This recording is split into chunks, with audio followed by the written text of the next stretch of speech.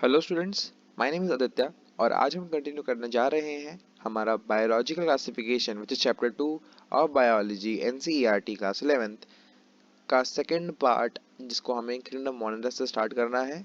इसके पहले वाले लेक्चर अगर आपने नहीं देखा है तो प्लीज़ उसे देख लीजिएगा। ये लेक्चर को मैं इसलिए डिज़ाइन कर रहा हूँ ताकि आपको एनसीईआरटी की प्रॉपर अंडरस्टैंडिंग हो सके और कहाँ से क्वेश्चन बनने के चांसेस हैं ये आपको पता चल पाए। एग्जाम टाइम में ये लेक्चर्स आपके लिए बहुत ही हेल्पफुल प्रूव होंगे।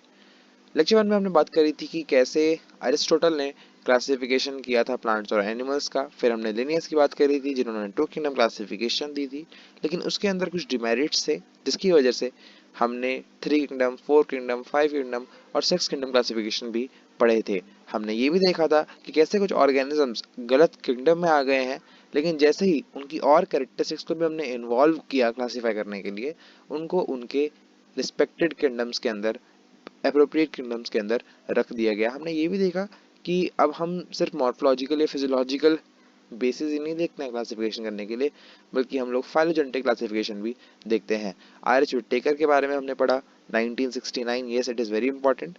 1969 की डेट के बारे में हमने पढ़ा और हमने देखा कि कैसे उन्होंने 5 किंगडम क्लासिफिकेशन प्रोवाइड किया था। आज हम स्टार्ट करने जा रहे हैं हमारा lecture from the kingdom Monera. ये पांचों किंगडम बहुत ही इंपॉर्टेंट है। आइए हम kingdom Monera which is 2.1 topic से स्टार्ट करते हैं।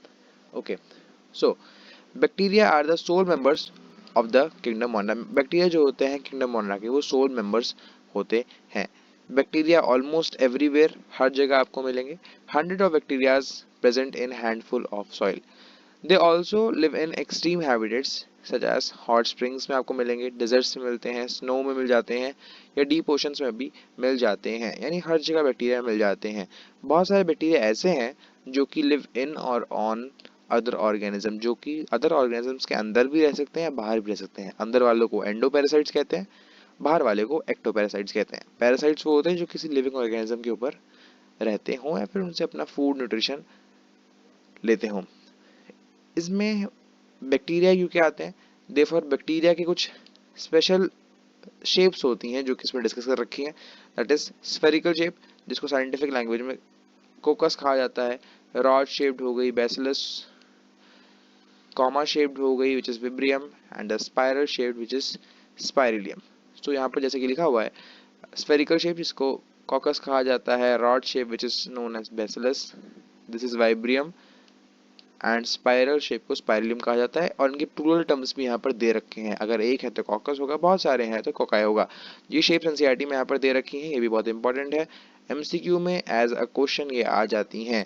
और आप देख सकते हैं बैसिलस शेप में दिस इज अ स्पोर यहाँ पे दे रखा है, एंड स्पाइरल शेप में दिस इज अ फ्लैजेला यहाँ पर दे रखा है। राइट, बढ़ते हैं आगे।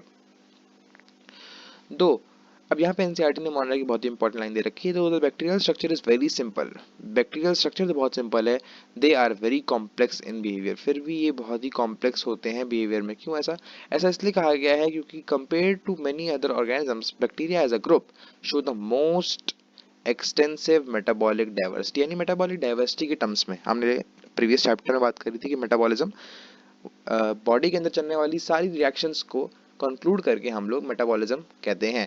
इनके अंदर जो मेटाबॉलिक डाइवर्सिटीज होती हैं वो सबसे ज़्यादा एक्सटेंसिव होती हैं और बहुत ही कॉम्प्लेक्स होती हैं।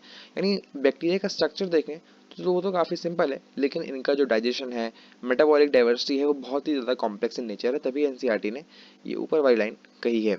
कुछ ऐसे बैक्टीरिया होते हैं, अब इसके न्यूट्रिशन की बात कर रखी है। कुछ ऐसे बैक्टीरिया होते हैं जो कि ऑटोट्रॉफिक होते हैं, अपना खाना खुद सिंथेसाइज करते हैं फ्रॉम इनऑर्गेनिक सबस्ट्रेट्स। और कुछ ऐसे होते हैं जो कि फोटोसिंथेटिक ऑटोट्रॉफिक और केमोसिंथेटिक होते हैं, केमोसिंथेटिक ऑटोट्रॉफिक होते हैं।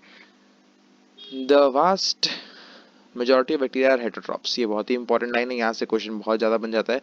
The vast majority of the bacteria is heterotrophs and they depend on the other organisms और and on dead organic matter for the food.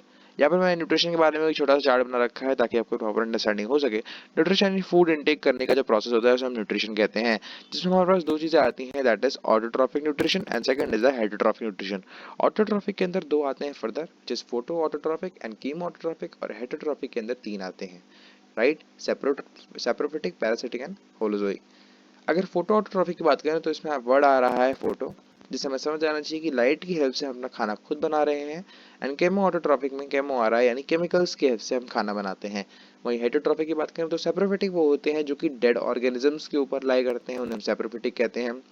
Parasitic की बात करते हैं जो लिविंग के ऊपर अपना फूड उनसे लेते हैं, लाइव ऑर्गेनिज्म से ऊपर होस्ट से, उसको हम लोग पैरासिटिक कहते हैं। एंड होलोजोइक जो हमारा न्यूट्रिशन होता है। ऑर्गेनिक केमो ऑटोट्रॉफिक की बात करें तो इनके दो टाइप होते हैं। जो केमिकल्स होते हैं it could be organic and it could be inorganic chemicals. So जो इनऑर्गेनिक केमिकल्स हैं उनको रिप्रेजेंट किया जाता है by the word sulphur, and जो ऑर्गेनिक है उनको नॉन सल्फर से रिप्रेजेंट किया जाता है। आगे आने वाले लेक्चर और चैप्टर में हम कुछ बैक्टीरिया के बारे में पढ़ेंगे, like green non sulphur bacteria, purple non sulphur bacteria and green sulphur bacteria, purple sulphur bacteria. यानी अगर नॉन सल्फर आया दैट मीन्स वो ऑर्गेनिक केमिकल्स के ऊपर फीड करते हैं, और ग्रीन और पर्पल जो है वो ड्यू टू देयर पिगमेंट है। अगर ग्रीन है तो उनके अंदर बैक्टीरियोफिल होगा, और अगर पर्पल है तो उनके अंदर बैक्टीरियोट्रोफिन होता है, राइट। तो दो पिगमेंट होते हैं। सिमिलरली ग्रीन सल्फर बैक्टीरिया और पर्पल सल्फर बैक्टीरिया भी ऐसे ही होता है। तो इसमें एनसीईआरटी ने यहाँ पर दे रखा है कि ये जो होते हैं ऑटोट्रॉफिक भी होते हैं, जो कि अपना खुद ही सिंथेसाइज करते हैं, इनऑर्गेनिक सबस्ट्रेट से भी सिंथेसाइज कर सकते हैं। वो फोटोसिंथेटिक ऑटोट्रॉफिक भी होते हैं और केमोसिंथेटिक ऑटोट्रॉफिक भी होते हैं। जो वास्ट वैरायटी होती है वो हेटरोट्रॉफिक होती है, और वो और लोगों पे डिपेंड करती है अपने फूड के लिए, या फिर डेड ऑर्गेनिक मैटर पे भी डिपेंड करती है, राइट। मोनेरा के दो टाइप्स होते हैं, ओके। वो दो टाइप हैं। पहला टाइप आता है आर्के बैक्टीरिया, और दूसरा जो आता है that is the eubacteria. Archaebacteria और यू बैक्टीरिया के बारे में जानना बहुत जरूरी है। इस वाले पैराग्राफ से बहुत सारे एमसीक्यू इजीली बनाए जा सकते हैं। तो जो बैक्टीरिया होते हैं आर्के बैक्टीरिया, ये मोस्ट हार्श हैबिटेट्स में रहते हैं। फॉर एग्जाम्पल जो एक्सट्रीम सॉल्टी एरियाज में रहेगा, जहाँ पे सॉल्ट का लेवल बहुत ज़्यादा है, उनको हम लोग हेलोफाइल्स कहते हैं। जो कि हॉट स्प्रिंग्स के अंदर रहते हैं, राइट, बहुत ही गर्म जगह पर, और उसका वहाँ का पीएच भी बहुत कम रहता है, यानी एसिडिक कंडीशन होती है, गर्म भी है और एसिडिक भी है, तो उनको थर्मोएसिडोफाइल्स कहते हैं ऐसे बैक्टीरिया को। जो कि मार्शी एरियाज में रहते हैं, मार्शी एरियाज यानी दलदली इलाकों में, तो उनको हम मिथेनोजेंस कहते हैं, राइट। तो तीन यहाँ पर एग्जाम्पल एनसीईआरटी ने इंपॉर्टेंट दे रखे हैं।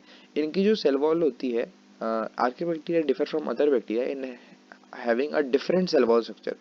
इनका सेल वॉल स्ट्रक्चर थोड़ा डिफरेंट होता है, and this feature is responsible for their survival in the extreme conditions. और यही चीज़ जो है उनके सर्वाइवल के लिए एक्सट्रीम कंडीशंस में रिस्पॉन्सिबल होती है, क्योंकि हमें पता है कि सेल वॉल जो होता है वो एक बैक्टीरिया को, सेल को प्रिवेंट करता है बस्टिंग से, बस्ट होने से बचाता है, ओके। उसको कॉलोनी फॉर्मेशन में हेल्प करता है बैक्टीरिया को, और एक शेप भी प्रोवाइड करता है, राइट। मिथेनोजेंस जो होते हैं are present in gut of several ruminant animals. बहुत सारे रुमिनेंट एनिमल्स के गट यानी स्टमक के अंदर जो मिथेनोजेंस होते हैं वो प्रेजेंट रहते हैं, राइट। मिथेनोजेंस यानी जो मार्शी एरिया से मिलते हैं वो मिथेनोजेंस होते हैं, और मिथेनोजेंस बहुत रुमिनेंट एनिमल्स के गट में भी प्रेजेंट रहते हैं, for example cause and buffaloes. जो मैं हाईलाइट कर रहा हूँ बहुत इंपॉर्टेंट चीज़ है। And they are also responsible for the production of the methane gas which is a biogas, जो कि आने वाले लेक्चर में पढ़ेंगे, from the dung of these animals. जो एनिमल के डंग से आपने देखा होगा, जो बायोगैस प्लांट होते हैं वो एनिमल डंग से बायोगैस बनाते हैं। वो बायोगैस बनाने में मीथेन गैस जो होती है, जो मीथेन गैस बनती है डंग से, यानी जो बायोगैस है, मीथेन बायोगैस का बहुत ही इंपॉर्टेंट कंपोनेंट होता है। तो जो मीथेन बनती है डंग ऑफ द एनिमल से, वो methane gas due to these methanogens की वजह से ही बनाई जाती है, राइट। तो ये आपका आर्के बैक्टीरिया खत्म होता है। Moving on to the eubacteria. So eubacteria का मतलब ही होता है ट्रू बैक्टीरिया। यू बैक्टीरिया का मतलब क्या होता है? True bacteria. There are thousands of different eubacteria और true bacteria. They are characterised by, अब देखो इनके कैरेक्टर से कैसे होता है, इनको पहचाना कैसे जाता है। या तो इनमें प्रेजेंस होती है रिजिड सेल वॉल, और अगर ये मोटाइल है यानी अगर ये चल सकते हैं तो इनके अंदर एक फ्लैजेला जरूर होगा, राइट। साइनोबैक्टीरिया, साइनोबैक्टीरिया यानी जो आप बात करते हैं ब्लू ग्रीन एल्गी की, बीजीए की जो हम बात करते हैं, blue green algae cyanobacteria, also referred to as blue green algae.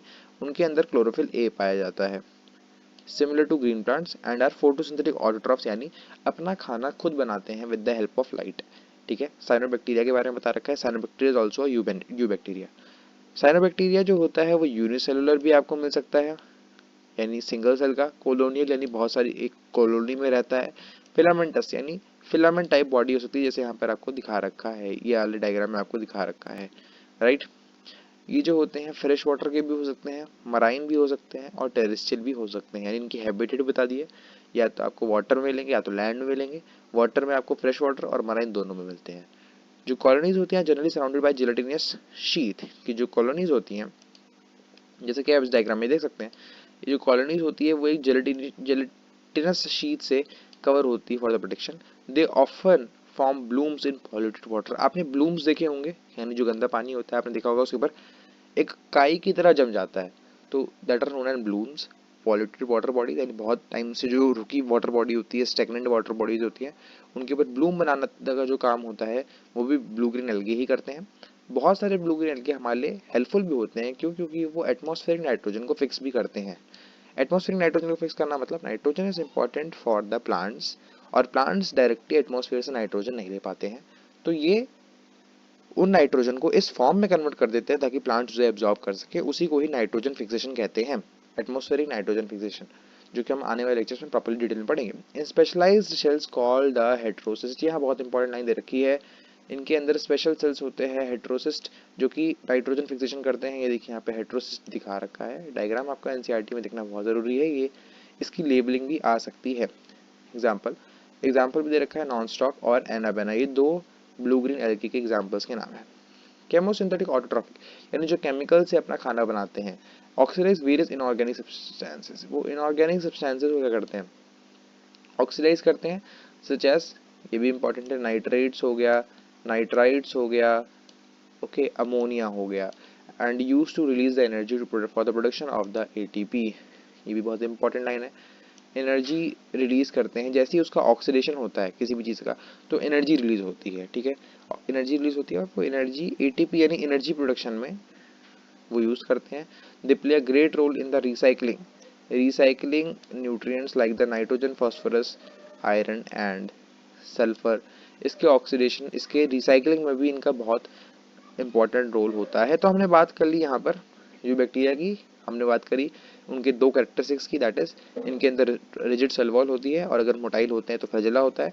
फिर एनसीईआरटी ने यहाँ पे साइनोबैक्टीरिया के बारे में बात कर रखा है। उन्होंने कहा, एनसीईआरटी ने उस बताया है कि उसके अंदर क्लोरोफिल ए पाया जाता है, और फिर एनसीईआरटी कहती है कि उसकी फोटोसिंथेटिक ऑटोट्रॉफी उसका एक न्यूट्रिशन का तरीका होता है और केमोसिंथेटिक ऑटोट्रॉफी उसका न्यूट्रिशन का तरीका होता है।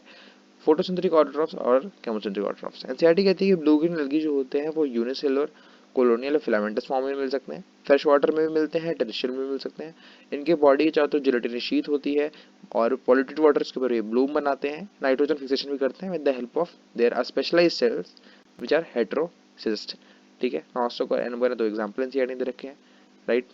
केमोसिंथेटिक ऑटोट्रॉफिक जो होते हैं क्या करते हैं, ऑर्गेनिक सब्सटेंसेस को ऑक्सीडाइज करते हैं, नाइट्राइट्स, नाइट्रेट्स और अमोनिया लाइक ऑर्गेनिजम्स को, और यूज द रिलीज एनर्जी, जो एनर्जी रिलीज होती है इनका ऑक्सीडेशन में, उनको एटीपी बनाने में यूज करते हैं, और कुछ एलिमेंट्स को रिसाइकल भी करते हैं। Not talking about the heterotrophic bacteria, heterotrophic bacteria वो जो कि दूसरे पे अपने खाने के लिए डिपेंड करते हैं, उनकी बात भी हम कुछ कर लेते हैं।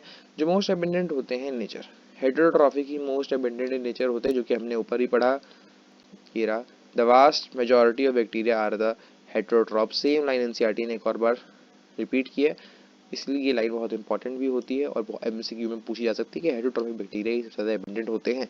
जो मेजॉरिटी इनके होते हैं वो इंपॉर्टेंट डीकम्पोजर्स होते हैं, मेजॉरिटी जो इनकी होती है वो इंपॉर्टेंट डीकम्पोजर होती है। बहुत सारे जो हैं वो एक significant impact on the human हम अफेयर्स में भी रोल प्ले करते हैं। फॉर एग्जाम्पल जो हम कर्ड मेकिंग करते हैं मिल्क से, वो भी इससे हेल्प बनता है, एंटीबायोटिक्स बनाते हैं वो भी इससे बनता है। नाइट्रोजन फिक्सेशन जो होता है लेग्यूम्स रूट्स के अंदर, वो भी इनसे ही होता है। ये यानी हेटेरोट्रॉफिक बैक्टीरिया जो होते हैं वो डिकम्पोजर होते हैं, पहली बात एनसीईआरटी ने कही है। दूसरी बात एनसीईआरटी ने कही है कि ह्यूमंस के लिए भी सिग्निफिकेंट रोल प्ले करते हैं, तीन चीज़ों के बारे में बता रखा है, और ये पैथोजेनिक भी होते हैं, ये पैथोजेंस भी होते हैं जो कि डिजीज कॉजिंग होते हैं, जो कि ह्यूमन बींग्स को, क्रॉप्स को, फार्म को, पेट्स को, ये सबको डिजीज कर देते हैं, इनको डैमेज कर देते हैं। For example cholera which is caused by the vibrio cholerae, typhoid, salmonella typhi, tetanus, clostridium tetani, citrus canker, xanthomonas citri. तो बेसिकली क्या है, ये डिजीजेस हैं और इनके जो डिजीज कॉजिंग बैक्टीरिया हैं, कॉलेरा का विब्रियो कॉलेरे है, टाइफॉइड का सैल्मोनेला टाइफी, टिटनस का क्लॉस्ट्रीडियम टिटनी और सिट्रस कैंकर का ज़ैंथोमोनास सिट्रा ये होता है, ये भी डिजीज कॉज करते हैं बाय डिफरेंट बैक्टीरिया। ये डिजीजेज हैं जो कि डिफरेंट बैक्टीरिया के द्वारा होते हैं, मैंने आपको बता दिया। ये एक डिवाइडिंग बैक्टीरिया का डायग्राम एनसीईआरटी ने यहाँ पे दे रखा है, कैसे बैक्टीरिया डिवाइड करता है। वो धीरे धीरे अलग होता है, हम देख सकते हैं कि उसका जो डीएनए मटेरियल है वो रेप्लिकेट कर गया है और अलग हो गया है। एक इसकी बॉडी में चला गया, एक इसकी बॉडी में चला गया, और यहाँ से आप देख सकते हैं कि हल्का हल्का यहाँ पे डिवीजन हो रहा है, बॉडी यहाँ से डिवाइड कर रही है। अब ये डिटैच हो जाएगी और दोनों एक इंडिविजुअल ऑर्गेनिज्म बन जाएंगे। सेल वॉल दे रखी है, अंदर cell membrane and this is DNA, right. जो बैक्टीरिया होता है वो रिप्रोड्यूस करता है mainly by the fission, important line है। Okay, sometimes under unfavourable condition यानी जो कंडीशन बैक्टीरिया के लिए कंफर्टेबल नहीं होती है।